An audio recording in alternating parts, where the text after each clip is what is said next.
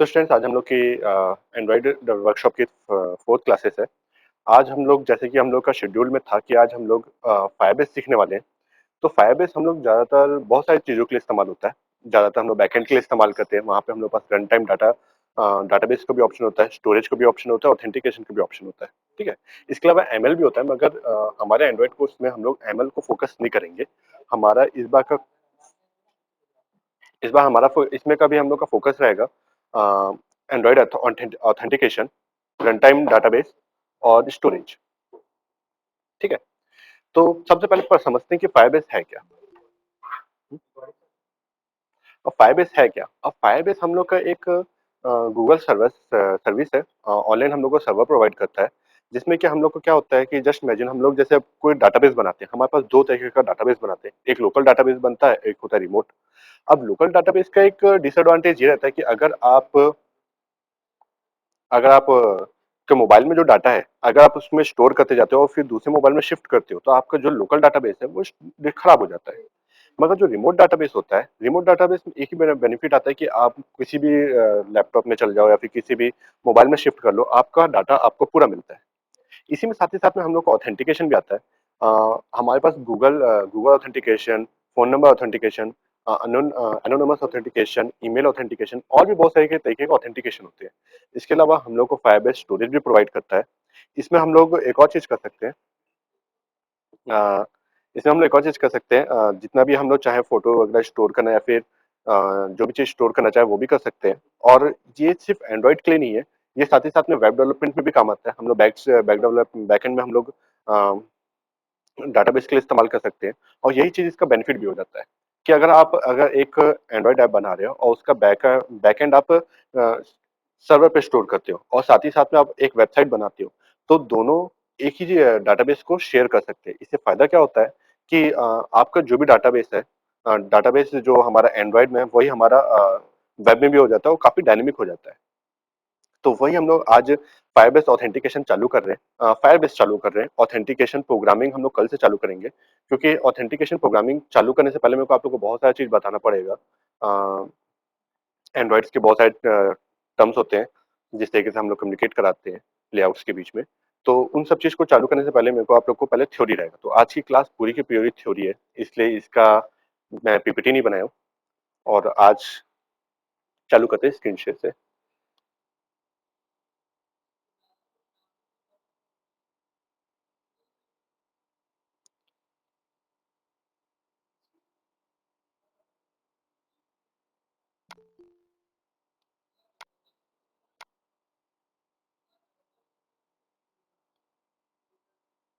ये क्या है भाई?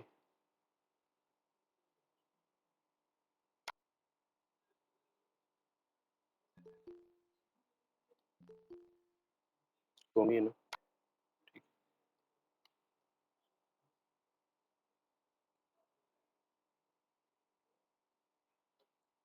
इसमें हम लोग फायरबेस की वेबसाइट है, फाइनेंस। यहाँ पे अगर देख लो, यहाँ पे हो सकता है मैं बहुत सारी इन्फॉर्मेशन ना बताऊँ, बहुत सारे फीचर्स हैं, मगर साथ ही साथ में मैं हर फीचर्स को कवर नहीं कर सकता। ठीक है, मजबूरी हो जाता है क्योंकि बहुत वास्ट है फायरबेस। साथ ही साथ में हमारे पास अमेजोन सर्वर भी आता है और अपने पास विंडोज का भी आता है। मगर फायरबेस का सबसे अच्छा चीज़ ये है कि ये फ्री है। एक पर्टिकुलर स्टोरेज तक फायरबेस फ्री है। इसमें आप अपनी वेबसाइट बनाते हो तो होस्ट भी कर सकते हो, सारा चीज़ कर सकते हो। तो स्टूडेंट पर्सपेक्टिव से मेरे लिए बहुत अच्छा है। अब जैसे हम लोग फायरबेस में आते हैं तो सबसे पहले लॉगिन करना पड़ता है। लॉगिन करने के बाद हम लोग यहाँ पे क्लोन कंसोल में भी जा सकते हो और गेट स्टार्ट में भी जा सकते हो। मैं गेट स्टार्ट में करता हूँ क्योंकि सामने दिख रहा है।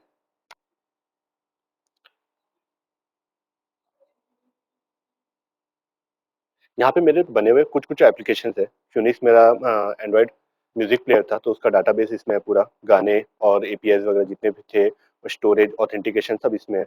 वेब ऐप प्रोजेक्ट, वो इसी चीज़ को मैंने साथ ही साथ में वेब एप्लीकेशन में बनाया था कि अगर जस्ट इमेजिन अगर किसी का पास एंड्रॉयड फ़ोन में उनका म्यूजिक प्लेयर है और उनका अगर वो मोबाइल प्लेयर उनका मोबाइल दूर है और वो चाहते हैं लैपटॉप में गाना बजाना, तो हमारे ने मैंने अपना पर्सनल प्रोजेक्ट बनाया था, जिसमें कि फॉर फिनिक्स म्यूजिक प्लेयर का सेम डाटाबेस को मैंने अपने वेब एप्लीकेशन में लेके आया था।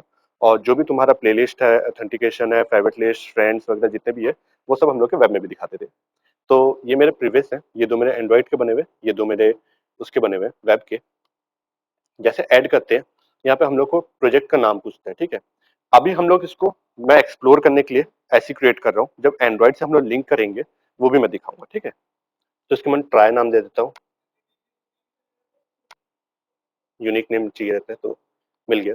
इसमें हम लोग को Google analysis for this project को अनेबल करना पड़ता है। इससे क्या होता है कि गूगल हमारा जितना भी चीजें रहती है उसको मॉनिटर करता है, मगर हाँ फ्री है तो हम लोग को अलाउ देना पड़ता है।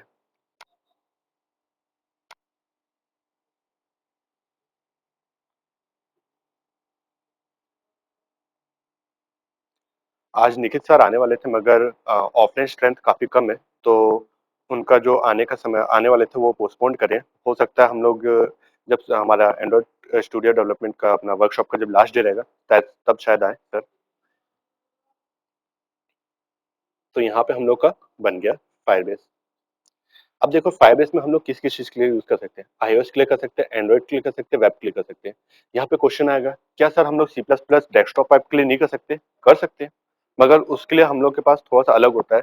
फायरबेस जब हम लोग डेस्कटॉप एप्लीकेशन के लिए करते हैं वो गेमिंग में आ जाता है, गेमिंग के लिए। और अगर दूसरे तरीके से करना है तो सीमेक के थ्रू होता है। सीमेक एक अलग टॉपिक है, अगर मन हो तो पढ़ लेना। मगर हाँ, अगर जीवन में अगर एंड्रॉइड डेवलपमेंट या फिर सॉफ्टवेयर डेवलपमेंट में बहुत आगे जाना चाहते हो और लो लैंग्वेज इस्तेमाल करते हो जैसे कि सी प्लस प्लस, तो सीमिक आना बहुत ज्यादा जरूरी है। उसके बारे में कभी और बात करेंगे, मगर यहाँ पे हम लोग पास ऑप्शन है, एंड्रॉइड है, वेब है, यूनिटी है, फ्लटर है। अभी हम लोग कनेक्ट कनेक्ट नहीं कर रहे, हम लोग अभी फाइबेस को एक्सप्लोर कर रहे हैं। यहाँ पे देख सकते हो ऑथेंटिकेशन, मैं ऑथेंटिकेशन को अनेबल करना चाहता हूँ। अब यहाँ पे जैसे मैं जाऊँगा गेट स्टार्टेड, अब यहाँ पे तुम लोग को थोड़ा सा वीडियो मिल जाएगा, ये पुराने वीडियोस है, इसके कोड को इम्प्लीमेंट करोगे काम नहीं करेगा।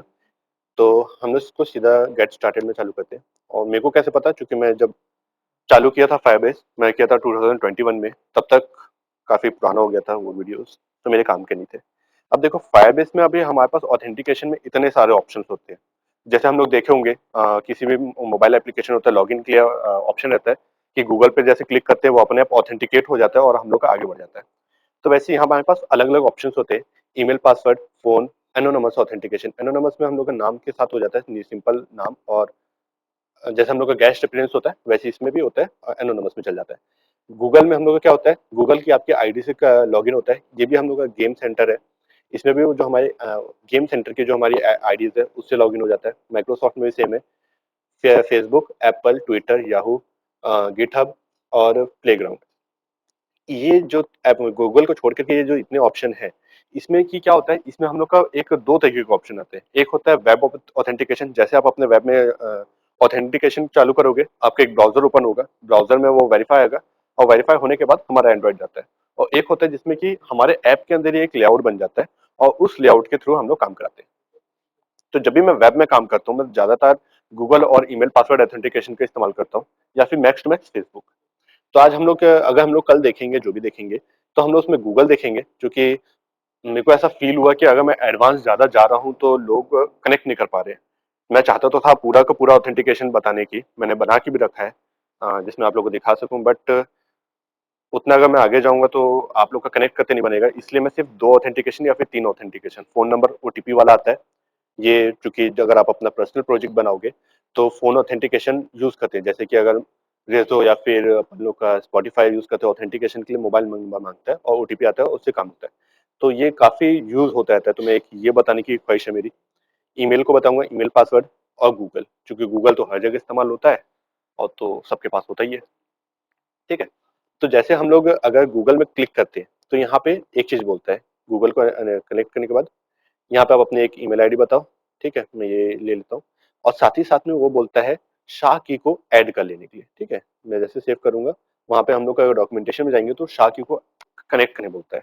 अब देखो शाह की का अगर मैं थ्योरी में जाऊंगा तो कॉन्सेप्ट ज्यादा डीप हो जाएगा, मैं उसको लेमन लैंग्वेज में ऐसा समझाता हूँ कि आपको समझ आ जाए, ठीक है। अब जस्ट इमेजिन, आपका मोबाइल में एक एप्लीकेशन है, ठीक है, हर एक एप्लीकेशन का आपका शाह की अलग जनरेट होता है। अब हमारे सर्वर को कैसे पता चलेगा कि आपके मोबाइल का जो आईडी है वो डिफरेंस है बाकी से? हमारे सर्वर को जस्ट इमेजिन, ये ना मेरा मोबाइल है और ये मेरा सर्वर है, ठीक है। अब मेरे इस मोबाइल को इससे कनेक्ट होने के लिए कुछ तो आइडेंटिफिकेशन चाहिए रहेगा, जिससे ये हमारा इससे सर्वर से कम्युनिकेट कर सके, राइट। तो हमारे पास एक शा की होता है, उसके वजह से हमारा ये वाला मोबाइल हमारे सर्वर के साथ कनेक्ट हो पाता है और जितना भी डाटा हम लोग एक्सचेंज करना चाहते हैं वो कर सकते हैं। तो जो हमारा गूगल के लिए, तो गूगल के लिए हम लोग को शा की कनेक्ट करना पड़ता है। बाकी ईमेल और फ़ोन ऑथेंटिफिकेशन के लिए नहीं करना पड़ता, वो हो जाता है। हम लोग उसके साथ एपीआईज़ मिलता है, वो सिंपल एपीआई से काम हो जाता है, मगर गूगल के लिए हम लोग को शा की अनेबल करना पड़ता है। अब देखो यहाँ पे मैंने अनेबल तो कर दिया, अब मैं चाहता हूँ एक और मेथड को इम्प्लीमेंट करना, तो मैं ईमेल वाले को इम्प्लीमेंट कर देता हूँ। यहाँ पे एक और ईमेल वाला होता है। ईमेल में हम लोग का होता है सिर्फ तुम ईमेल आईडी पासवर्ड डाले और वो आपकी आईडी क्रिएट होगी चले गया। एक में होता है आपका वेरिफिकेशन करता है कि वो ईमेल आईडी आपकी ही है। तो जब हम लोग उसको अगर चाहते हो अनेबल करना, तो अगर इसको अनेबल कर दोगे तो होगा, ठीक है। उसमें बताना पड़ेगा एंड्रॉइड है, ऐप है, एप्पल है, तो ये बताना पड़ता है। बट ये थोड़ा सा कॉम्प्लिकेट करता है, इसलिए मैं इसको डिसेबल कर रहा हूँ। कोड बता दूंगा इसका, मैं इम्प्लीमेंट करता हुए दिखा दूंगा, बट उसको एक्सप्लेन करने में मेरे को काफी टाइम लगेगा, ठीक है। तो मैं अभी इसको सिर्फ इनेबल करके दिखा दे रहा हूँ कल के लिए। तो देखो यहाँ पे एक और आ गया, और मैं फोन नंबर ऑथेंटिकेशन चाहता था, तो फोन नंबर ऑथेंटिकेशन इसको भी चल जाऊंगा, तो मैं एंड्रॉइड बता दूंगा। और ये फिर शाकी वगैरह ऐड करने और डॉक्यूमेंटेशन में चल जाएगा, तो उसको छोड़ो, बाद में बताता हूँ। सेव कर देता हूँ। जो 3 ऑथेंटिकेशन हमारे इसमें अनेबल हो गए। इसका मतलब क्या है, तुम इन 3 ऑथेंटिकेशन को इस्तेमाल कर सकते हो, अपने प्रोग्राम में यूज कर सकते हो। जस्ट इमेजिन आप ये 3 को अनेबल करो और आप प्रोग्राम लिखते हो विंडोज ऑथेंटिकेशन करने के लिए, तो एरर आ जाएगा क्योंकि हमने उसका अनेबल ही नहीं किया। अब ऐसा क्यों होता है, क्योंकि इस जितने भी ऑथेंटिकेशन होते हैं सबका एक डाटाबेस बनता है, ठीक है। तो यहाँ पे जब यूजर में जाओगे, तो यहाँ पे पूरा जो जो ऑथेंटिकेट होगा वहां पे पूरा बताएगा। तो यहाँ पे हम लोग का ऑथेंटिकेशन हो जाता है। इसके अलावा हम लोग के पास और भी चीजें होती है, वो बताता हूँ मैं। ऑथेंटिकेशन देखिए, cloud fire storage. Cloud fire storage हम लोग इसको अटेंड करने वाले हैं, क्योंकि हम लोग को चैट एप्लीकेशन बनाने को सोचे थे, टाइम शेड्यूलिंग चैट एप्लीकेशन, जिसमें हम लोग को क्या होगा कि जस्ट इमेजिन आप एक फोटो क्लिक करते हो और आप चाहते हो कि किसी का अपने दोस्त का बर्थडे है और वो 12 बजे ही हो जाए, तो आप शेड्यूल कर दो, तो 12 बजे उसको पॉपअप हो जाएगा नोटिफिकेशन और वहां पे आपका दिख जाएगा। तो यहाँ पे क्लाउड फायर स्टोरेज काम आएगा। इसको भी मैं चालू करके दिखाता हूँ। अब देखो इतना सारा चीज को अगर मैं एक एप्लीकेशन में 2 घंटे के अंदर बताना चाहूँ, तो शायद मेरे तरफ से भी इम्पॉसिबल है सिर्फ 2 घंटे के अंदर इसको बता पाना। तो हो सकता है कल का जो हम लोग का जो क्लासेस होने वाली है वो 2 पार्ट में हो सकता है यूआई पार्ट अलग हो, क्योंकि उसमें अलग अलग एक ऑथेंटिकेशन लेआउट बनाना पड़ेगा, दूसरे अंदर हम लोग का मैसेज कितने फ्रेंड्स हैं हमारे उसका ऑप्शन रहेगा, और तीसरा लेआउट रहेगा उसके अंदर जितने भी मैसेजेस रहेंगे उसके लिए, ठीक है। तो हम लोग क्रिएट डाटाबेस कर देंगे। जैसे क्रिएट डाटाबेस करेंगे, यहाँ पे हम लोग का टेस्ट मोड होता है और एक होता है प्रोडक्ट मोड। इसमें क्या होता है, राइट और रीड मोड हम लोग का फॉल्स रहता है। इससे फॉल्स क्यों करते हैं, जस्ट इमेजिन आपका डाटाबेस है और इन केस आपके एपीआई लीक हो जाती है। एपीआई जिससे हम लोग सर्वर और अपने मोबाइल के बीच में कम्युनिकेशन करवाते हैं, अगर मान लो अगर लीक हो जाते हैं, तो कोई भी आपका डाटा रीड कर सकता है या फिर राइट कर सकता है। अगर आप इसको यहाँ पे फॉल्स कर दोगे, तो कोई भी थर्ड पर्सन आपका एपीआई मिल भी जाएगा तो ना वो रीड कर पाएगा ना राइट कर पाएगा। तो यहाँ पे देखो टेस्ट मोड में क्या होता है, टेस्ट मोड में वो दोनों ट्रू होता है। दिखा देता हूँ। यहाँ पे वो ट्रू रहता है, टाइम स्टैम्प रहता है कि इतने समय से इतने समय तक डाटा डाल सकता है, उसके बाद नहीं डालेगा। मगर अगर आप चाहते हो कि आपके मोबाइल में डाटा डल भी जाए और निकाल निकाल भी सके, फैच भी कर सके और पुट भी कर सके, तो यहाँ पे हम लोग इफ कंडीशन के बाद ये फॉल्स को ट्रू कर देंगे, तो काम बन जाएगा, ठीक है। इसको हम लोग को डाटा को चेंज करना पड़ेगा, या फिर इसको पहले सेलेक्ट कर दो, फिर बाद में इसको मैं सही करूंगा।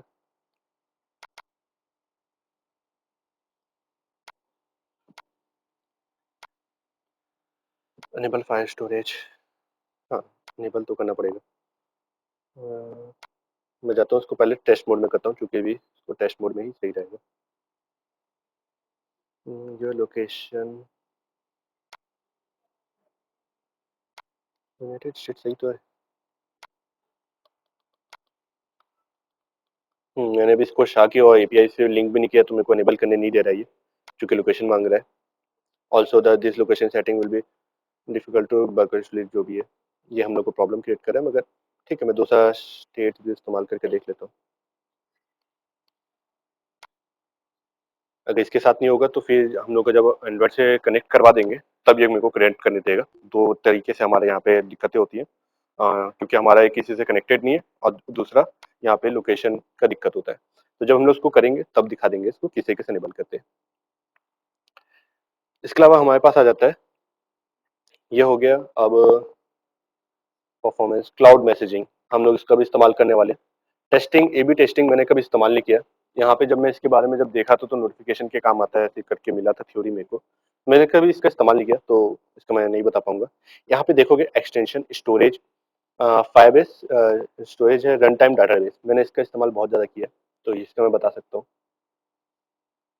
रन टाइम डाटाबेस किस काम आता है? जैसे आप अपना, जैसे एक यूजर है, अपना में जस्ट इमेजिन मैसेज डालता है हेलो करके और एंटर मारता है, तो जैसे वो एंटर मारेगा हमारे डाटाबेस रियल टाइम में अपडेट हो जाते हैं, और उसी समय अगर आपका फ्रेंड भी लॉगिन है तो उस डाटा को एक्सेस कर सकता है विदाउट डिले। ज्यादा से ज्यादा डिले होता है तो मिली सेकंड्स में डिले होते हैं, तो ये रन टाइम डाटाबेस उसके काम आता है। यूनाइटेड स्टेट, और यहाँ पे बताया था जैसे ट्रू, मैं इसको टेस्ट मोड में करूंगा क्योंकि मैं नहीं चाहता अभी टेस्ट हम लोग जब करेंगे तो उसका डाटा लीक हो चुके, मैं उसके बाद ये जो मैं प्रोजेक्ट बना दूंगा उसका उसका डाटाबेस डिलीट कर दूंगा, क्योंकि फायरबेस में लिमिटेशन लिमिटेड होता है। जस्ट इमेजिन अगर आप अभी फायरबेस में क्रिएट करते हो, तो चूंकि गूगल हम लोग को फ्री सर्विसेज दे रहा है तो कुछ particular amount of projects free होते हैं, उसके बाद के जो अगर स्टोरेज चाहिए रहता है तो हम लोग को पे करना पड़ता है। और सिर्फ पे इसी के काम नहीं आएगा, जस्ट इमेजिन अगर आप यूट्यूब एपीआईज लेते हो, एक एपीआईज की लिमिटेशन होती है, 100 तक आप फैच कर सकते हो यूट्यूब के वीडियोस। अगर परचेस करोगे तो आप उसका भी आपको मिलेगा, लिमिटेशन एक्सटेंड होता है। वैसे साथ ही साथ में हमारा फायरबेस का भी एक्सटेंड होगा और गूगल ड्राइव का भी एक्सटेंड हो जाएगा, तो एक बार में खरीदने में काफी प्रॉफिट होता है। बट अभी हम लोग स्टूडेंट है तो खरीदने की जरूरत नहीं है। इसके अलावा बिल में अगर जाएंगे ऑप्शन, तो यहाँ पे हम लोग को मशीन लर्निंग भी मिलता है, फंक्शन होस्टिंग हमें जो होस्टिंग में क्रिएट करेंगे, अगर मान लो अगर आप अपना खुद की वेबसाइट बनाते हो और फायरबेस में आप चाहते हो कि वो होस्ट हो, तो यहाँ पे आप होस्ट कर सकते हो। फ्री होस्टिंग है, कोई चार्जेस नहीं लगता, साथ ही साथ में डाटाबेस भी हम लोग को फायरबेस में मिल जाता है, तो काफी अच्छा रहता है। हम लोग कल स्टोरेज का इस्तेमाल करने वाले हैं।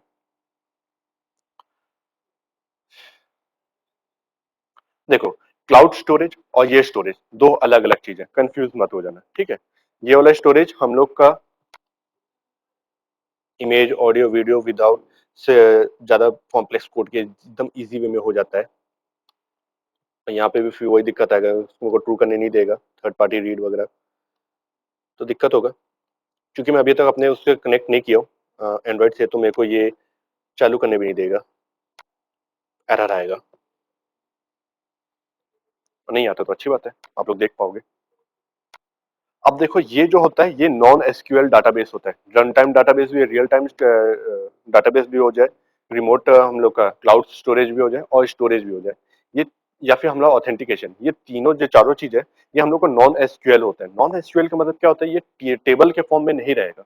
अब जैसे आप लोग अगर मोंगो डीबी इस्तेमाल करोगे तो पैकेजेस के फॉर्म में होता है, एक पैकेज रहेगा उसके अंदर अलग रहेगा और अलग अलग तरीके से हम लोग का हायरार्की बना रहता है, ठीक है।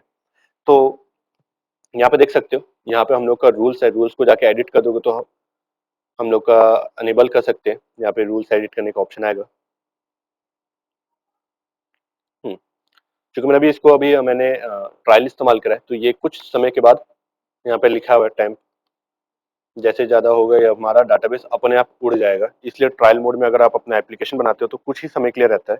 और मैं ज्यादातर ट्रायल में बनाता हूँ, क्योंकि मेरे पास अभी मैं पेड नहीं करना चाहता इसको, ये पर्सनल प्रोजेक्ट्स के लिए अच्छा है। कंपनीज में अगर आप काम करोगे तो कंपनीज की आइडियाज मिलती है, तो उसमें आपको टेंशन नहीं होता, मगर जब पर्सनल करते हो तो तब तो फिर दिक्कत है ना। तो इन सब चीज का हम लोग इस्तेमाल करने वाले हैं कल। तो हम लोग इसका ओवरव्यू देख लिए, इसके अलावा मशीन लर्निंग है, machine learning, functional, remote configuration, इस सब का जो भी हम लोग का इस्तेमाल है अभी तो नहीं है, ठीक है।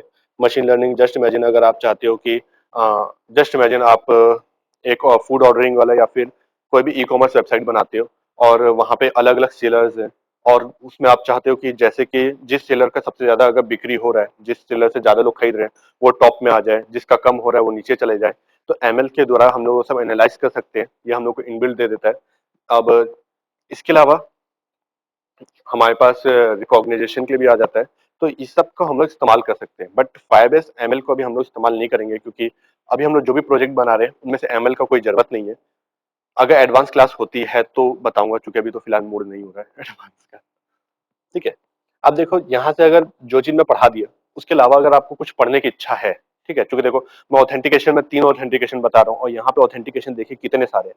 तो यहाँ पे देखोगे ऑथेंटिकेशन, यहाँ पे इतने सारे अपन लोग को होस्टिंग किस तरीके से करना है, एमएल के ऊपर डॉक्यूमेंटेशन है, सिक्योरिटी रूल वगैरह सब चीज यहाँ पे दिया हुआ है। अब मैं आप लोग सोचोगे कि मैं कहाँ से पढ़ता हूँ, मैं डॉक्यूमेंटेशन पढ़ता हूँ।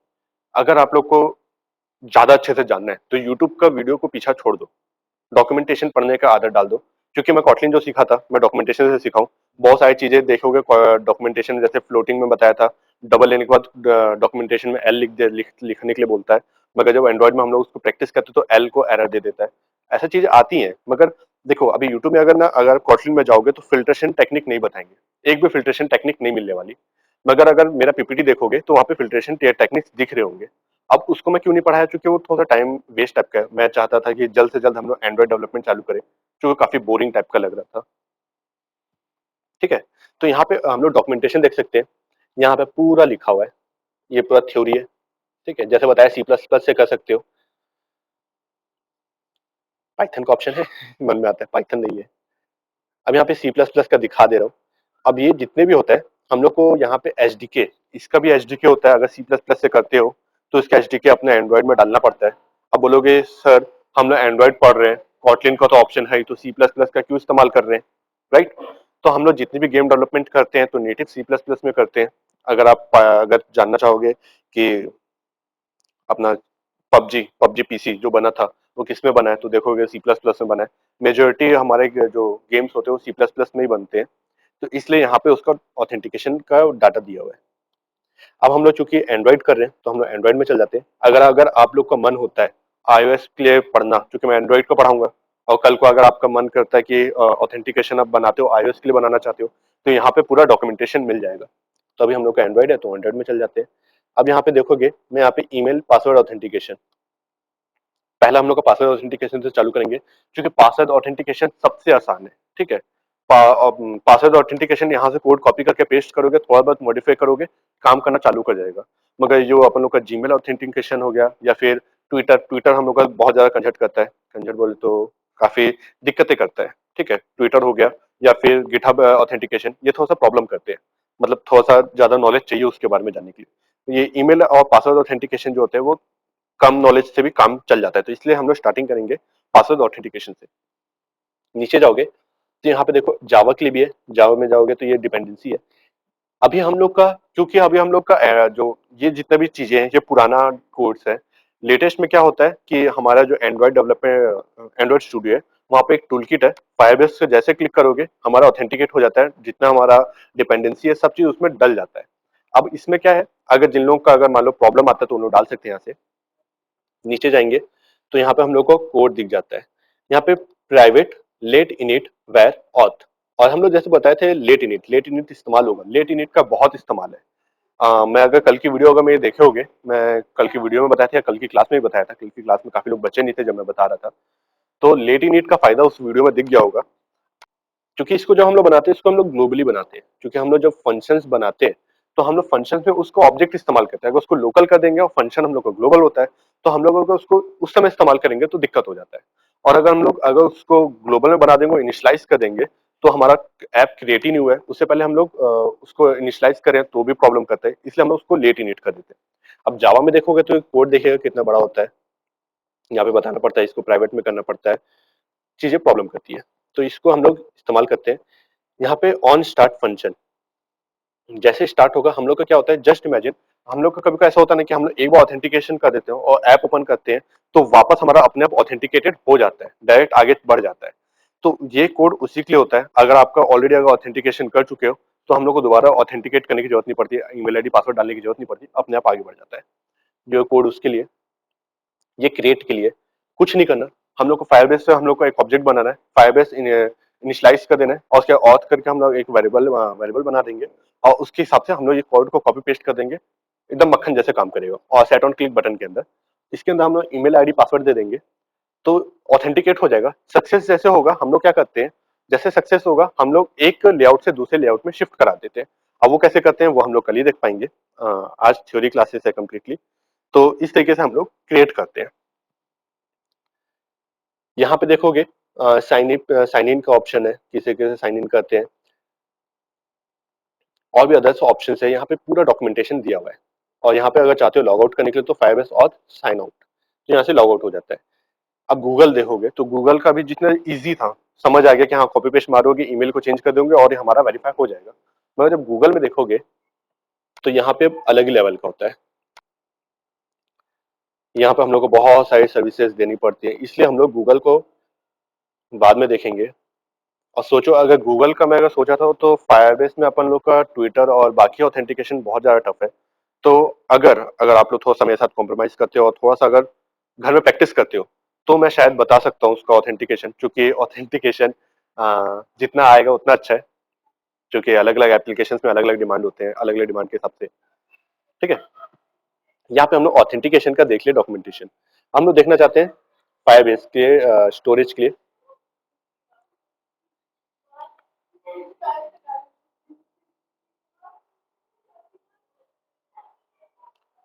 फायरबेस क्लाउड और हम लोग स्टोरेज के बारे में देखना चाहेंगे।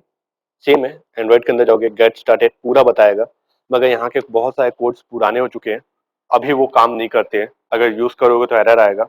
अब मेरे को कैसे पता चला, मैंने बनाते वक्त, क्योंकि मैं लगभग लास्ट बनाया था 2 महीने पहले बनाया था, और उस समय जो मैं एक एपीआई थी जो कि मैं आईडीज को लेके आने के लिए काम कर रहा था, वो तब काम कर रही थी, मगर अभी वो हटा दी गई है।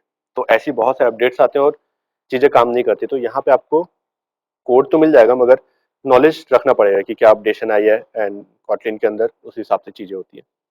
तो यहाँ तक तो हम लोग देख लिया डॉक्यूमेंटेशन किस तरीके से होता है, किस तरीके से यहाँ पे काम करता है, और यहाँ पे मैं दिखा देना चाहूंगा कि डाटा किस तरीके से यहाँ पे दिखाता है। ठीक है, तो मैं एक अपनी पुरानी इसको ओपन करता हूँ ऑथेंटिकेशन और देखता हूँ इनमें से फिनिक्स के अंदर डाटा भी बचा है कि नहीं, क्योंकि मैं टेस्ट मोड में रखा था तो हो सकता है डाटा उड़ गया हो।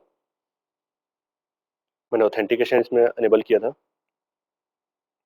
हाँ, तो यहाँ पे देख रहे हो डाटा डाटा आ चुका है मेरा esp@gmail.com, और ये हमारा यूजर आईडी है, मतलब चीजें हैं उसको अगर मैं बताना चाहूँ तो थोड़ा सा टाइम लगेगा, उसको बाद में देखते हैं।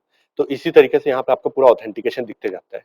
मैंने यहाँ पे रियल टाइम स्टोरेज का इस्तेमाल नहीं किया था तो इसमें नहीं दिखा रहा है, मैं उसको भी दिखा देता हूँ किस तरीके से डाटा आता है।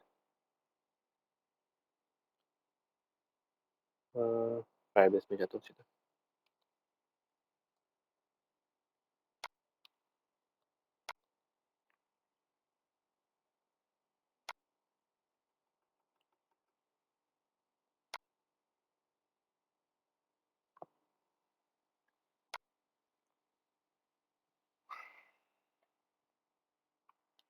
कंसोल क्यों नहीं जा रहा भाई? देखो, फायरबेस की मार्केट में डिमांड बहुत है, तो इसको सीख लो तो उतना बहुत अच्छा है। वेब प्रोजेक्ट फिनिक्स, इसको देख लिए, ट्राई इसमें देखते हैं डाटाबेस वाला इसमें एक भी प्रोजेक्ट है कि नहीं है, या दूसरे आईडी में नहीं है, इसमें नहीं है। तो जो हम लोग करेंगे इसमें ऑथेंटिकेशन रियल टाइम डाटाबेस, तो मैं उसमें आपको सिखा दूंगा किस तरीके से हम लोग का पैकेज स्लैश कर करके जाना पड़ता है।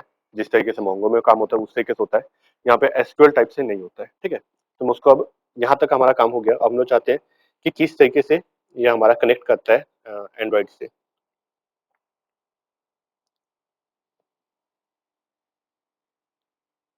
अब एंड्रॉइड स्टूडियो को हम लोग को लिंक करना है। अब प्रीवियसली अगर देखो ना, तो प्रीवियसली हम लोग को एक जेसन हम लोग को एक फाइल मिलती थी, उसको डालना पड़ता था, उसको लिंक करना पड़ता था, काफी कॉम्प्लिकेटेड मेथड थे, तो काफी दिक्कतें करते थे। अभी क्या है, टूल में जाओ, सीधा वो करके दे देता है। शाकी जनरेट करना पड़ता है, और शाकी जनरेट करने के बाद हम लोग को जो जेसन फाइल मिलती है उसको चेंज करना पड़ता है। ये हम लोग का कल का शायद बटन का होगा, मतलब कैलकुलेटर का होगा। कैलकुलेटर का ये भी जो लेआउट है सिंपल है, मैं एक अच्छा लेआउट वाला भी डिजाइन करके एक भेजूंगा, जिसमें कि खूबसूरत जैसे दिखता नहीं इंटरनेट में देखोगे, उसका भी रहेगा। मगर उसको पढ़ाने के लिए लोग रहेंगे तो पढ़ाऊंगा, कैसे पढ़ाऊंगा अकेले? क्या करूँ यार, कल मैं बताने वाला था बट उसको मैं देखता हूँ ना, बताऊंगा, ये वाला मैं चेंज करूंगा क्योंकि उसको बताना थोड़ा टफ ना पड़ जाए। हम लोग यहाँ पे जाएंगे, जैसे यहाँ पे देख लो अलग अलग हम लोग का पास है, यहाँ पे अब चीजें आ चुकी है। यहाँ पे हम लोग देखेंगे फायरबेस है, फायरबेस में जैसे क्लिक करोगे किराने में पॉपअप आ जाता है।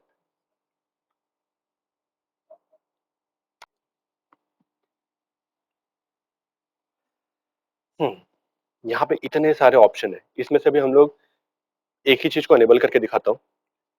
गूगल ऑथेंटिकेशन, किसी भी ऑथेंटिकेशन कोटलिन के साथ कर देना, क्योंकि यहाँ पे ईमेल आईडी, ईमेल ऑथेंटिकेशन का ऑप्शन नहीं दिखा रहा है, और भी ऑथेंटिकेशन होता है मगर यहाँ पे ऑप्शन नहीं दिखा रहा है, तो हम लोग क्या करेंगे, सिर्फ सिंपल कोई सा भी कॉटलिन वाला कर लेंगे।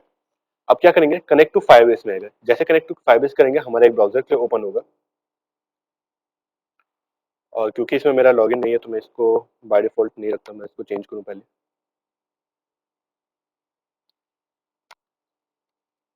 मैं इसमें लॉगिन साइन इन नहीं है और मैं स्क्रीन शेयर में तो साइन इन नहीं करूँगा।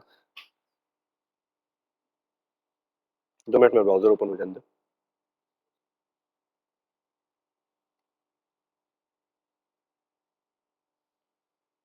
सेटअप डिफ़ॉल्ट देना है इसको।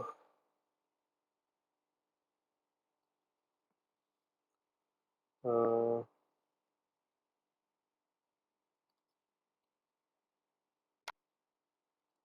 या फिर वहाँ से चेंज करना पड़ेगा फिर मेरे को।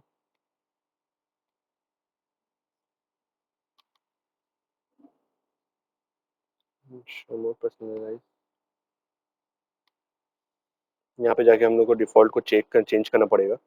तब जाके हम लोग का गूगल क्रोम ओपन होगा, चूँकि मेरी आईडी उसी में ओपन है। इसके बिना मैं नहीं बता पाऊँगा। नेटवर्किंग है, डिवाइस, ब्लूटूथ डिवाइस में दिखाएगा क्या? नहीं है नेटवर्किंग पे। ठीक है, कोई नहीं, इसको भी छोड़ते हैं। क्योंकि अभी मेरा लॉगिन नहीं है तो मैं आपको क्रिएट करके नहीं दिखा सकता। मैं 2 मिनट के लिए स्क्रीन शेयर बंद कर रहा हूँ, सो दैट मैं लॉगिन कर सकूँ।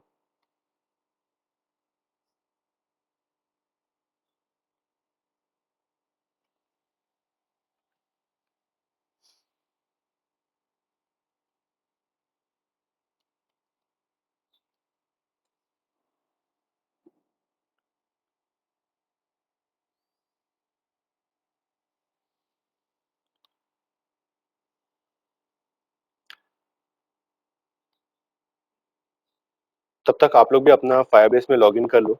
मैं भी चूँकि अभी जस्ट लॉगिन कर ही रहा हूँ, क्योंकि मेरा माइक्रोसॉफ्ट एड्स में लॉगिन नहीं है।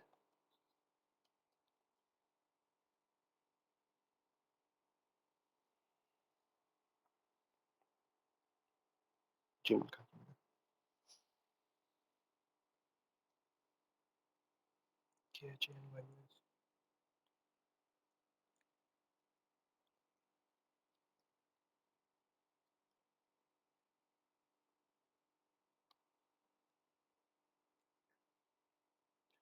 मैं एड्स में लॉगिन कर रहा हूँ। मेरा बाय डिफ़ॉल्ट क्रोम में था तो वो ओपन नहीं हो पाएगा।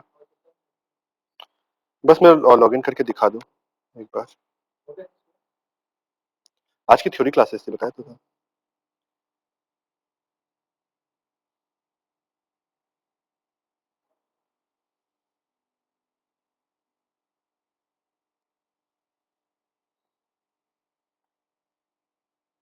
हुँ, तो यहाँ पे हम लोग का हो गया है लॉगिन।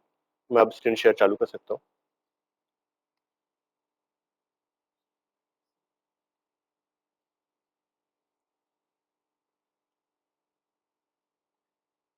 हाँ, अब कनेक्ट टू हम लोग फाइबेस में करते तो अब यहाँ पे ओपन होगा तो अब प्रोसेस होता हुआ दिखेगा।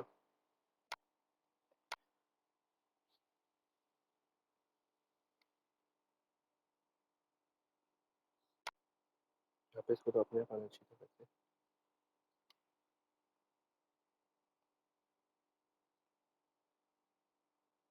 एक्सेप्ट करो।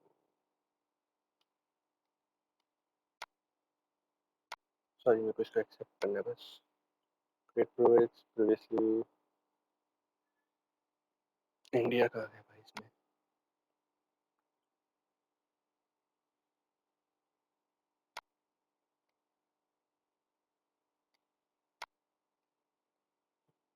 हमारा फाइबेस क्रिएट हो रहा है, इसके बाद कनेक्शन होगा।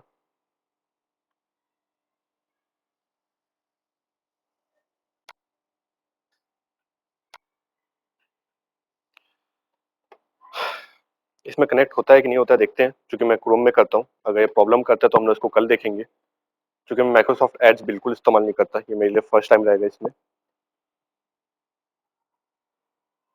हो सकता है प्रॉब्लम क्रिएट करे। और ये ऑटो कनेक्शन आ जाना चाहिए, आया नहीं। हाँ, हो रहा है हमारा कनेक्शन।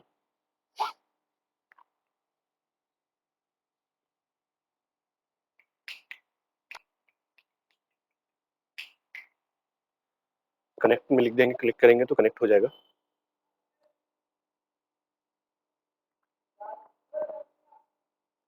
कनेक्टेड हो गया हमारा इसे, और इसको कट भी कर देंगे तो दिक्कत नहीं है।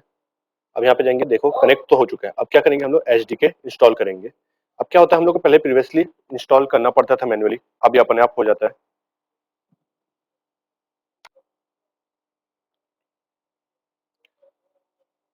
इसका एक पॉपअप आता है, वो आ नहीं रहा है। डिस्कनेक्टेड, ठीक है भाई, एक्सेप्ट, रिडल बिल्ड हो रहा है अभी।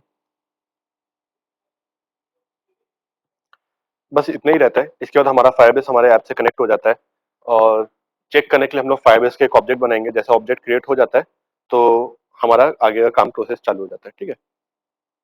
तो इसके बाद का जितना भी चीज रहेगा हम लोग कल देखेंगे, क्योंकि वो पूरा प्रोग्रामिंग में रहेगा। मैं प्रीवियसली चाहूंगा कि आप लोग पहले से एक लेआउट बना ले, जिसमें कि एक एडिट टेक्स्ट ले लीजिएगा। एडिट टेक्स्ट क्या होता है मैं दिखा देता हूँ, टैग करके उसको लेकर के अपने में एक यूआई बना के रख लेना, क्योंकि हो सकता है कि कल मैं यूआई बनाने में टाइम वेस्ट ना करूं, क्योंकि यूआई में बनाने में काफी टाइम लेता है, और पढ़ाने के लिए बहुत सारी चीज बाकी रहेगा कल, क्योंकि शेड्यूलिंग ऐप बनाना है।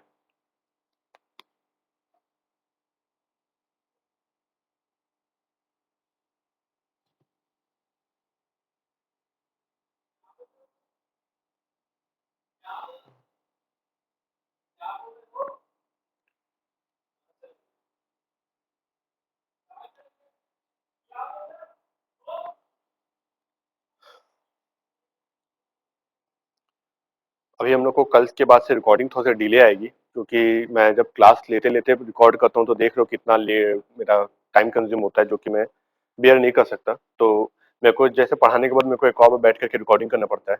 तो मैं चाहूंगा कि ज़्यादा से ज़्यादा लोग आप लोग क्लास में ही आए, ऑनलाइन लिंक्स के भरोसे कम है, क्योंकि हो सकता है कभी समय ना मिले तो मैं रिकॉर्ड ना कर पाऊँ, क्योंकि मेरे को बैठ करके वापस रिकॉर्ड करना पड़ता है और फिर खुद ही एडिट करना पड़ता है। अभी अगर बैकग्राउंड में अगर रिकॉर्डिंग चालू नहीं होती तो अभी तक बन चुका होता।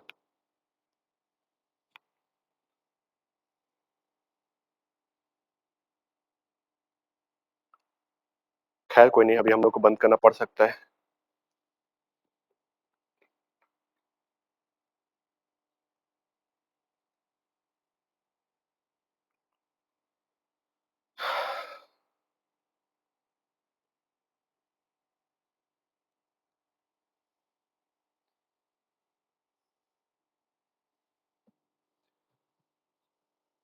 आप लोग भी अगर साथ में कर रहे रहोगे तो बताना अगर कोई भी एरर आता है, क्योंकि यहाँ पे ग्रेडल बिल्ड के समय, ये एचडीके के समय प्रॉब्लम इन जनरल आता है। जब मैं फर्स्ट टाइम किया था मेरे को बहुत प्रॉब्लम आया था, बहुत मुश्किल से सीखा था मैं ये।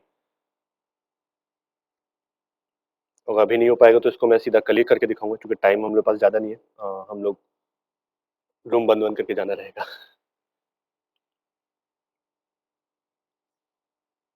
2 मिनट और देखता हूँ, हो गया तो ठीक है, वरना इसको कट कर दूंगा मैं। कल देखेंगे बाकी।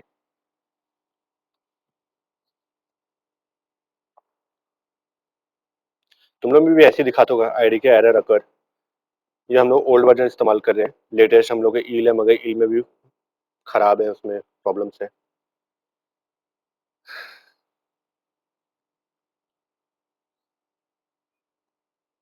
2 मिनट बस और।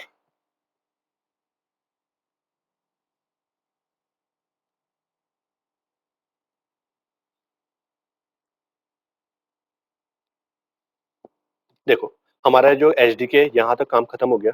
इसके बाद का हमारा कुछ नहीं है। जा करके हमारा मेन फंक्शन में जाके के मेन एक्टिविटी में हम लोग सीधा फायरबेस का इस्तेमाल कर सकते हैं। ग्रेडल में जाओगे तो वहाँ पे दिखा देगा, ग्रेडल में नीचे फायरबेस आ चुका रहेगा। फायरबेस ऑथ यहाँ आ चुका है, ठीक है। तो अब हम लोग को, मेरे को बताना था आप लोग को एडिट टेक्स्ट आईडी मतलब किस तरीके से होता है, क्योंकि मैं चाहूंगा कि आप लोग इसको पहले से बना के लाओ। एडिट टेक्स्ट सेम चीज है, कुछ करने की जरूरत नहीं है। जिस तरीके से हम लोग बाकी रखते हैं, रैप कंटेंट मैं एकदम जल्दबाजी में बनाते हुए दिखा रहा हूँ, ठीक है। तो इसी तरीके से देना है, आईडी दे करके आप एड अपना जो भी हम लोग टेक्स्ट इनपुट देते हैं यहाँ पे, जैसे जिस तरीके से हम लोग का HTML में इनपुट टैग होता था, वैसे यहाँ पे एडिट टेक्स्ट है। ये हम लोग का जो भी हम लोग इनपुट देना चाहते हैं यहाँ से दे सकते हैं। जो भी इनपुट रहेगा वो स्ट्रिंग फॉर्म में रहेगा, ठीक है। तो मैं चाहूंगा कि आप एडिट टेक्स्ट का इस्तेमाल करके 2 एडिट टेक्स्ट डाल करके और एक बटन ऑथेंटिकेशन के लिए बना करके पहले से लाओ, ताकि टाइम हम लोग का कम कंज्यूम हो, क्योंकि मैं भी बना के लाऊंगा पहले से। तो आज की क्लास यहीं पे खत्म करते हैं, क्योंकि हम लोग को इसको पैकअप करना है, टाइम खत्म हो गया। तो मिलते हैं नेक्स्ट क्लास में, और ये रिकॉर्डिंग थोड़ी सी लेट आएगी, ठीक है।